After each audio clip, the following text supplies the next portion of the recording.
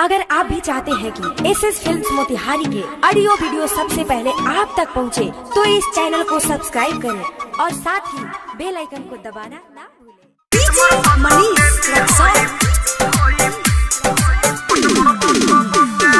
धीरे धीरे काम करी बात मानी रहुआ, धीरे धीरे काम करी बात मानी रहुआ।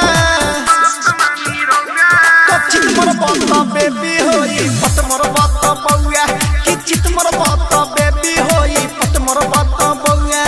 धीरे धीरे काम करी बात मानी रहुआ, धीरे धीरे काम करी बात मानी रहुआ। कि चित मोर बात बेबी होई पट मोर बात बउआ, हो चित मोर बात बेबी होई पट मोर बात बउआ।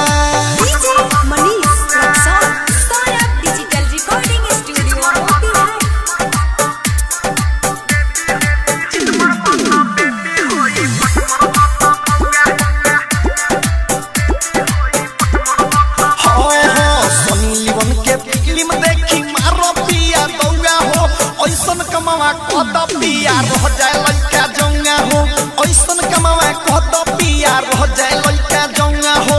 उठावा के लाली चूसो जानो हमरा रस के, मारो न पलंगिया पकोरावा में कस के, मारो न पलंगिया पकोरावा में कस के।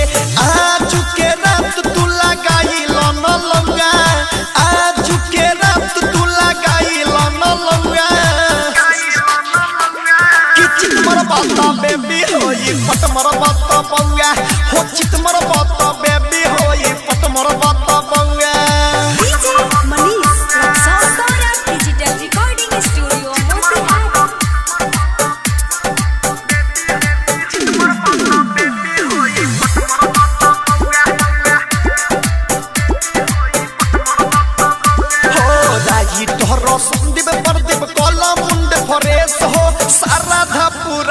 अपन रतन रतनेश हो, सारा धा पूरा लय अपन रतन रतनेश हो। सौरभ ये सौहर काम कहलया जो डट के, कृष्ण या सुधीर मजा ले लो तू सट के, डीजे मनीष मजा ले लो तू सट के।